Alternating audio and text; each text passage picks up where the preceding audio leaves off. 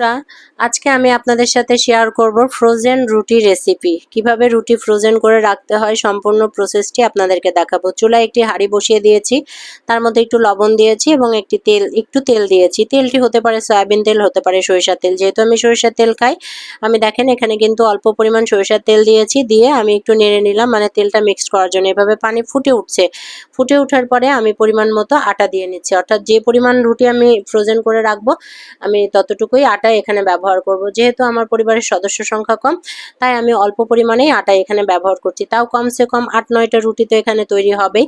তো আটাটাকে দেওয়ার পরে ভালোভাবে আটাটা এভাবে লাঠির সাহায্যে বা খুন্তির সাহায্যে মেখে নিতে হবে। মেখে নেওয়ার পরে আমি এখানে রুটি বানাবো। তেল দেওয়াটার কারণ হচ্ছে যে আটাটা খুবই সফট হয় এবং বানাতে কিন্তু অনেক সহজ হয়।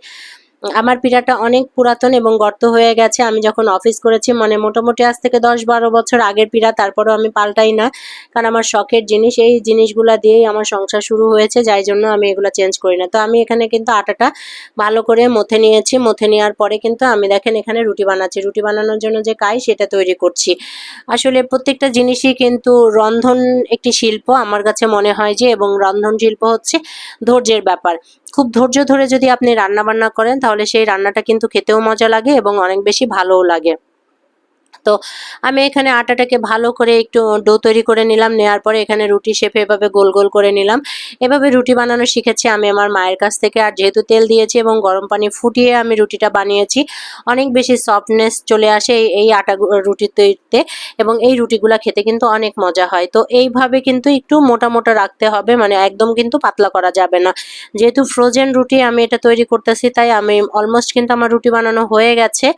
তো রুটিগুলো একটার পর একটা আমি রেখেছি। এখন এটাকে পলি করার পালা, অর্থাৎ যে পলিতে আমি রাখবো রুটিগুলো, সেই পলিতে আমি রাখার জন্য এখন চলে আসছি ডাইনিং টেবিলে। তো ডাইনিংয়ে আসার পরে আমি আপনার রুটির থিকনেসটা দেখাই দিচ্ছি, যে অনেক বেশি কিন্তু পাতলা হবে না, আবার কিন্তু অনেক বেশি মোটাও হবে না। যেহেতু আমি দেখেন আটা মাখানোর আগে কিন্তু আমি একটু তেল ব্যবহার করেছিলাম, তাই রুটিগুলো একটার গায়ে আর একটা কিন্তু লাগছে না। এবং এই রুটিগুলো যখন আমি ভাজবো, একদম নর্মাল রুটির মতো করেই কিন্তু অনেক সুন্দরভাবে ফুলে উঠবে এবং কোনো রকম তাওয়ার সাথে লাগবে না। এটা দিয়ে পরোটাও তৈরি করা যাবে, রুটিও তৈরি করা যাবে। তো এই পিস কাটা পলিথিনগুলো আমি কিনে এনেছিলাম। এগুলো 100 গ্রাম, 50 গ্রাম এগুলো অ্যাভেলেবল কিনতে পাওয়া যায়। তো এই রুটিগুলো আনার পরে এই পলিথিনগুলোর প্রথমে একটি পলিথিন বিছিয়ে নিব, তারপরে এখানে একটি রুটি দিব। পরবর্তীতে যখন আবার আরেকটি পলিথিন দিব, তারপরে আরেকটি আমি রুটি দিব। এইভাবে করেই কিন্তু আমি রুটিগুলোকে একটার পর একটা রেখে দিব। এবং রেখে দেওয়ার পরে প্রথমেই আমি যেটা করব সেটা হচ্ছে যে ফ্রোজেন করে কিন্তু আমি রাখবো না, মানে প্রথমেই কিন্তু আমি এয়ারটাইট বক্সে রাখবো না। তো আমি যে রুটিগুলো বানিয়ে নিয়েছি, আসলে রুটি সংরক্ষণ করে রাখলে যে কোনো জিনিসই যদি ফ্রোজেন করে রাখা যায়, সময়ও যেমন বাঁচে।